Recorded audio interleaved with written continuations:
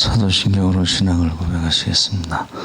전능하사 천지를 만드신 하나님 아버지를 내가 믿사오며 그 외아들 우리 주 예수 그리스도를 믿사오니 이는 성령으로 잉태하사 동정녀 마리아에게 나시고 본디오 빌라도에게 고난을 받으사 십자가에 못 박혀 죽으시고 장사한 지 사흘 만에 죽은 자 가운데서 다시 살아나시며 하늘에 오르사 천능하신 하나님 우편에 앉아 계시다가 저희로서 산 자와 죽은 자를 심판하러 오시리라. 성령을 믿사오며 거룩한 공예와 성도가 서로 교통하는 것과 죄를 사하여 주시는 것과 몸이 다시 사는 것과 영원히 사는 것을 믿사옵나이다. 아멘. 찬송가 358장 찬송하시겠습니다.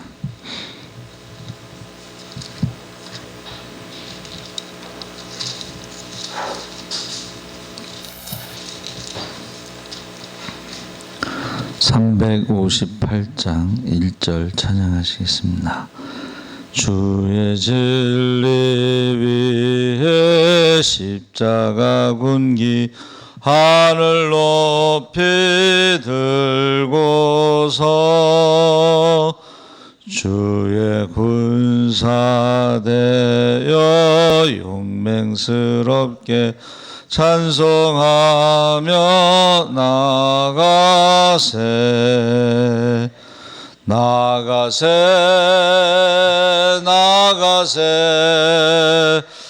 주 예수만을 위하여 목숨까지도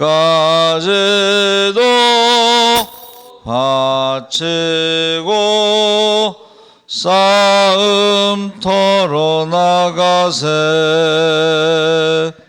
아멘. 하나님의 말씀은 로마서 12장 9절에서 21절까지 말씀을 보겠습니다. 256쪽에 있습니다.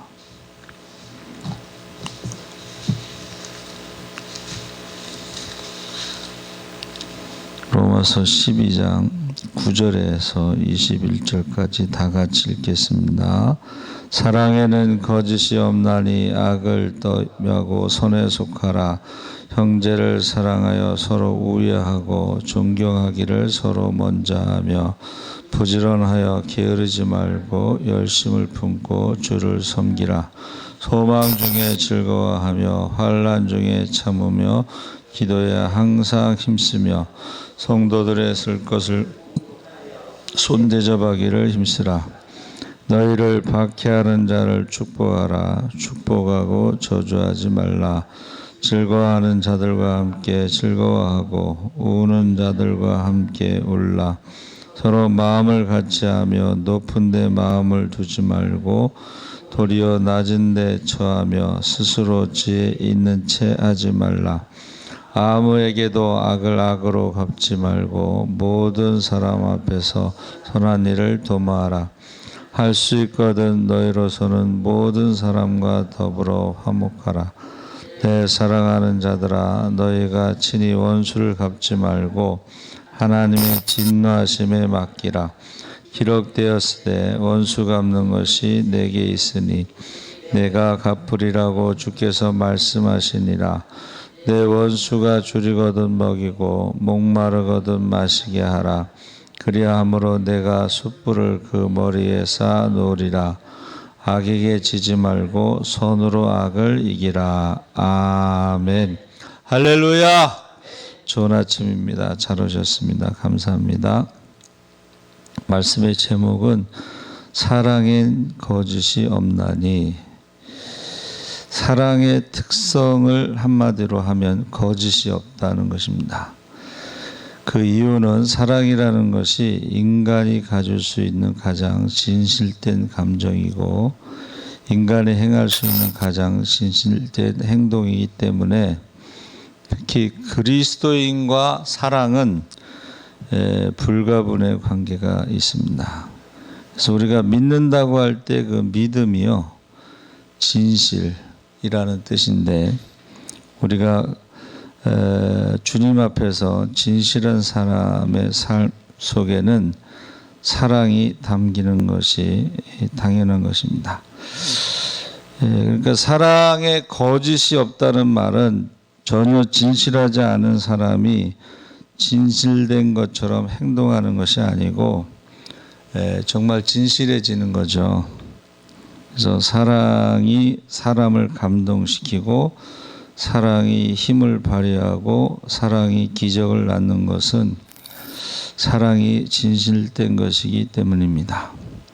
그래서 진실한 것보다 더 큰 힘은 없다. 그래서 그 정직이 최선의 정책이라는 영어 속담이 있습니다. 근데 그 말은 정직하지 않다라는 말을 또 대변하는 것이기도 합니다. 그래서 이 사랑이 악을 미워하고 선에 속하기 때문에 거짓이 없고 진실하다. 그래서 사랑은 절대 악한 걸 생각지 않고 언제나 선으로 드러나는데 불의를 기뻐하지 아니하고 진리와 함께 기뻐한다. 불의와 진리, 악과 선은 절대 함께 할 수가 없습니다. 그래서 두 가지 중 어디에 비중을 두느냐에 따라 삶의 결과가 달라지는데 악을 미워하는 것에 비중을 두면 악을 제거하기 위해 물리적인 힘을 사용할 수 있고 악을 제거함과 동시에 또 다른 악을 불러들일 수가 있다. 그래서 악을 제거할 때에 그 폭력, 어떤 무력을 사용할 수가 있죠. 그런데 성도는 악을 미워하되 선을 행하는 것에 늘 초점을 맞춰야 한다. 선이 드러난다는 것은 이미 그것에 악이 없음을 의미합니다. 그래서 이게 우리가 신학대학에서 악이 어디서 왔느냐, 죄가 어디서 왔느냐, 우리가 이제 에덴 동산 이야기가 나오는데 악이 어디서 왔느냐 했을 때 악을 선의 부족이다 이렇게 말하기도 합니다. 그래서 세상의 악을 악으로 물리치지 않고 선으로 이기신 주님처럼 우리도 선으로 악을 이기기를 원하시는데 형제를 사랑하여 서로 우애하고 존경하기를 서로 먼저 하며, 그래서 이 형제라는 것은 이제 핏줄을 말하는 거죠. 근데 그 우애라는 말이 사랑이라는 말하고 형제라는 말이 합쳐진 것입니다. 그래서 저는 이제 혼자 자라서 잘 모르겠는데 형제들끼리 서로 싸우면서 크죠. 잘못하다가는 남보다 못한 형제가 될 수도 있습니다. 그것은 이제 서로 상대방에게 요구하는 것이 있기 때문에 그렇다라고 말하는데, 악을 미워하고 선을 해가는 관계, 그것이 바로 동역자, 또 어떤 세상의 친구보다 더 좋은 친구. 그러니까 사실은 형제가 우애하면 세상의 친구보다 더 좋은 친구로 좋은 선을 행하는 관계가 될 수가 있습니다. 그래서 그전에는 우리가 예수의 피로 하나님을 아버지라고 부를 때 형제, 자매 이런 표현을 많이 썼는데 요즘에는 거의 안 쓰는 것 같아요. 그렇죠? 우리가 사실은 그 형제로, 자매로 그렇게 불렀던 적이 있습니다. 성도들의 쓸 것을 공급하며 손대접하기를 힘쓰라. 성도들끼리 사랑하기에 힘써야 하지만 또 예수 믿지 않는 사람에게도 대접하기를 소홀해서는 안 된다 그랬습니다. 너희를 핍박하는 자를 축복하라. 축복하고 저주하지 말라. 더 나아가서 교인을 사랑하고 손님을 사랑할 수 있지만 이 원수를 사랑할 수 없다면 우리 신앙생활에 이제 이것이 걸림돌이 될 수가 있어요. 그렇죠? 그래서 저는 어느 외국인 목사님, 그 북한 외교관이셨던 그 목사님이 그 환상을 봐요. 그리고 하나님의 음성을 듣는데 김정은을 위해서 기도하라. 내가 그를 위해서 죽었노라. 그 음성을 듣고 나서 이제 한국인 목사님들한테 그 이야기를 전했더니, 우리는 김정은이 죽기를 많이 기도했잖아요. 근데 그 목사님들이 많이 회개했다, 이제 그런 이야기를 들었습니다. 그래서 우리가 형제끼리 사랑하는 것도 힘써야 돼. 그러니까 사랑은 감정이 아니고 의지다 그랬어요.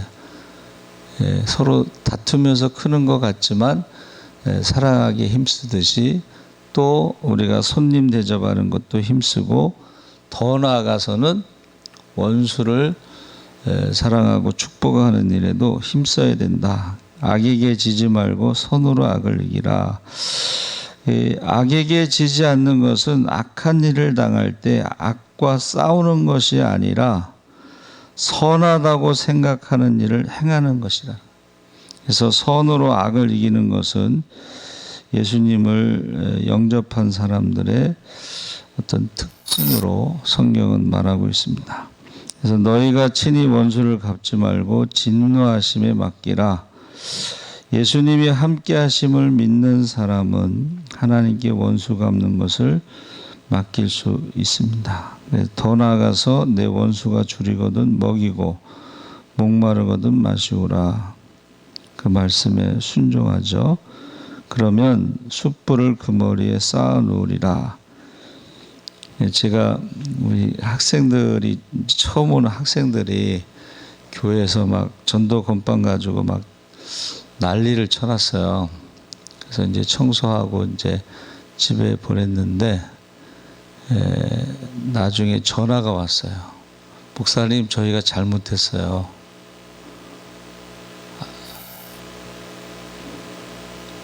근데 제가 습관적으로 그래, 주일날 보자 그러면서 사랑한다. 그러니까 얘네들이 당황하는 거예요. 갑자기 사랑한다는 말을 하니까. 그러니까 제가 생각할 때는 사랑한다는 말을 들어보기 힘든 아이들이에요. 사고만 치고 돌아다니는 거예요.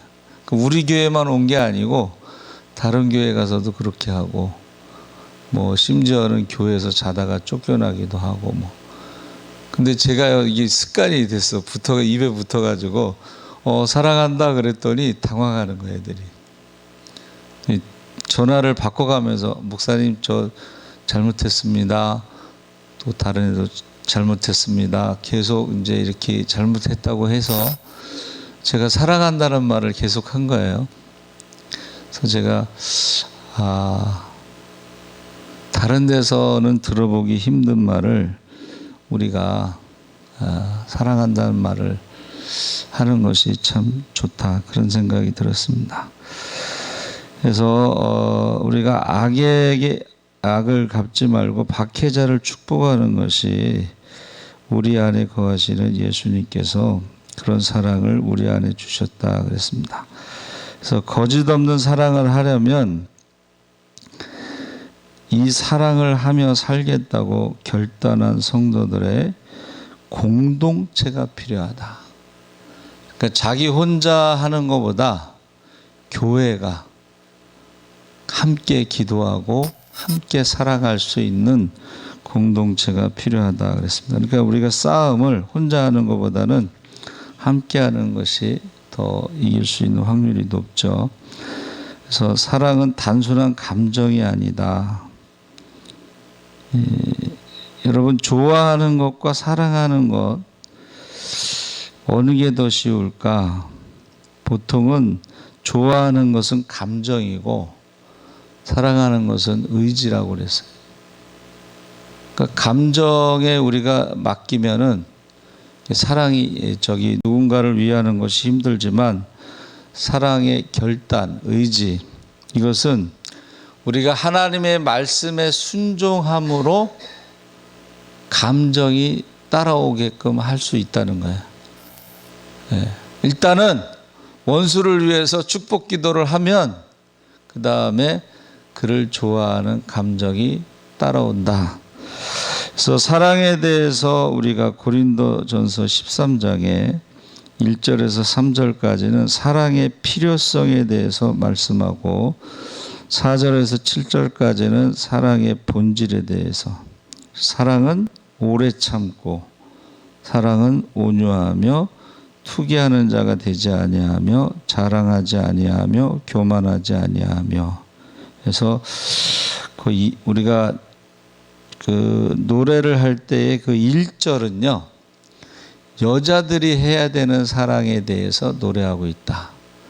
2절은 자랑하지 아니하며 교만하지 아니하며, 이거는 남자들이 해야 되는 사랑에 대해서 말하고 있다. 그래서 사랑은 가만히 있으면 절로 생기는 자연스러운 감정이 아니라 하나님 말씀에 진리에 의지를 가지고 순종할 때 생겨나는 영적인 새로운 감정인 것을 배우게 되는 것입니다. 그래서 형제 사랑하고 우애하고 존경하기를 먼저 하고 부지런하고 게으르지 않고 열심히 손을 대접하고, 이 모든 것이 감정으로는 불가능하다는 거예요. 내가 하나님 말씀대로 그렇게 하겠다 하는 의지적인 결단이 필요하다는 것입니다.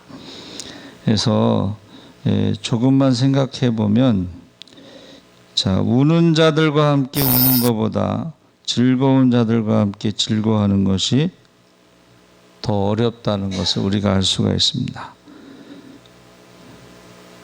우는 자들과 함께 우는 것은 우리가 하는데, 즐거워하는 자, 남이 잘 될 때 함께 기뻐하는 것은 더 힘들다는 거예요. 사돈이 땅을 사면 배가 아프다고.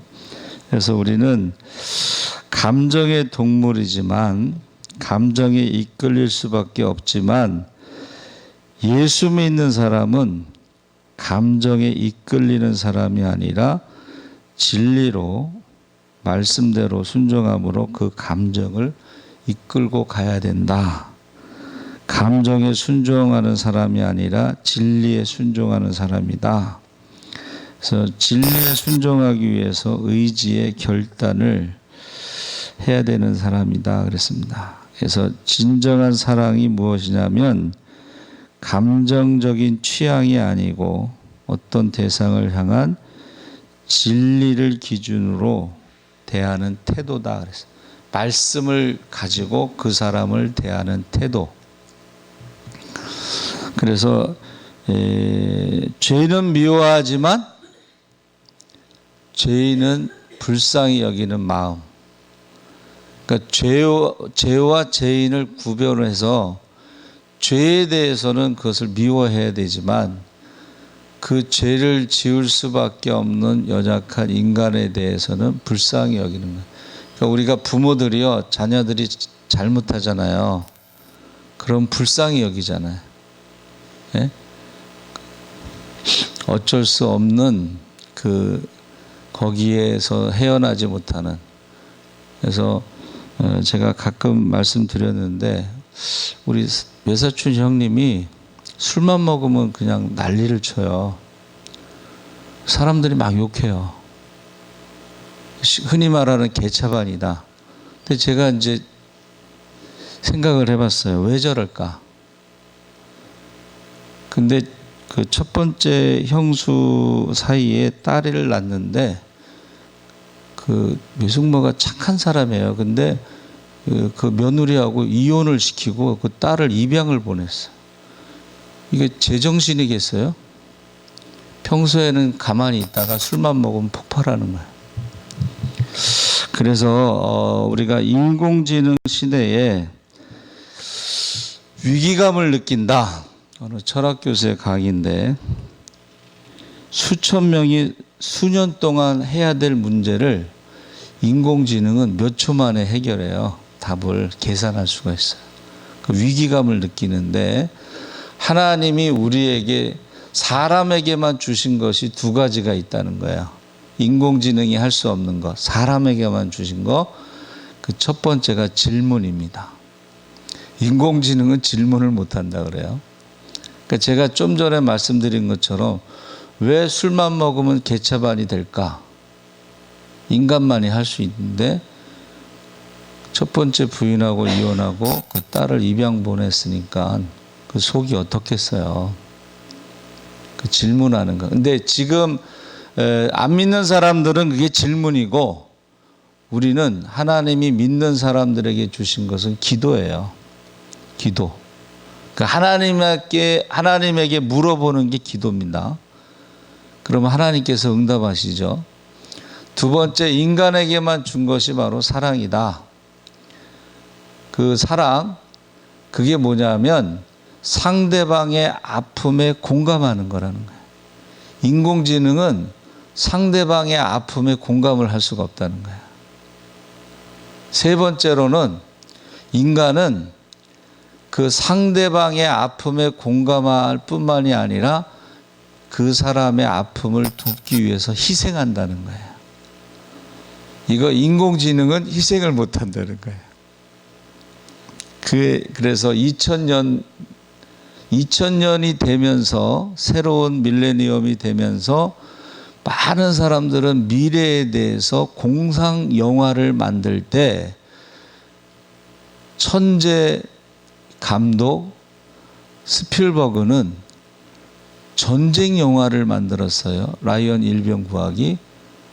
거기에 이제 삼형제가 전쟁에서 죽어서 미국 정부에서 그 남아있는 라이언 일병을 구하기 위해서 8명을 거기 작전에 이제 참여시키는데 한 명을 구하기 위해서 8명이 희생한다는 것에 계속 의문을 갖고 있지만 그 집안의 대를 이어주기 위해서 삼형제가 죽었으니까 국가가 한 인간의 가치를 그렇게 평가하는 거에 대해서 영화를 만든 스필버그 감독은 천재입니다. 남들은 미래의 공상 영화를 만들 때 전쟁 영화를 만들면서 인간의 가치, 새로운 천년이 시작되면서 인간의 가치에 대해서 그 영화의 마지막 장면은 라이언 일병의 후손들이 한 70명, 80명이 쫙 서 있어요. 그리고 그 희생자들의 무덤 앞에서 추모를 하면서 당신들의 8명의 희생이 이 많은 후손들, 위대한 미국 시민들을 만들었습니다. 그런 장면으로 끝나요. 그래서 저와 여러분이요, 우리는 감정에 이끌려가는 것이 아니라 의지적인 사랑에 이끌려서 살아가는 그러한 사람이다. 그래서 질문, 여러분 이 아침에도 우리가 수많은 질문을 하나님 앞에 할 수가 있습니다. 그때 하나님께서 우리에게 주시는 응답이 성경에 대부분 나와 있어요. 성경에. 그러면 그 성경을 기준으로 우리는 거짓 없는 사랑으로 우리가 살아갈 때에 우리의 감정도 좋은 감정이 따라오게 돼 있다. 그러니까 그 죄인을 볼 때 불쌍히 여기는 거예요. 부모의 마음으로. 죄인은 미워하지만 죄인을 불쌍히 여기는 거예요. 결국은 그 사람이 회개하지 않으면 지옥에 갈 사람이잖아요. 그렇죠? 그러니까 우리가 영적인 기준으로 보고 오늘 이 아침에도 꼭 한 영혼 품고 기도하시기를 주의 이름으로 축원합니다. 아멘. 살아계신 하나님 아버지, 우리가 알 수 없는 것은 하나님 앞에 질문하게 하시고 하나님께서 응답하신 것에 순종하게 하시옵소서. 우리가 의지적인 결단을 하고 우리의 감정이 따라올 수 있도록 인도하여 주시옵소서. 유대인들의 위대함은 질문에 있습니다. 하나님이 살아계신 것 외에는 모든 것을 질문합니다. 우리가 과연 예수를 잘 믿고 있는지, 교회가 과연 주님의 몸인지, 주님이 교회의 머리인지 수많은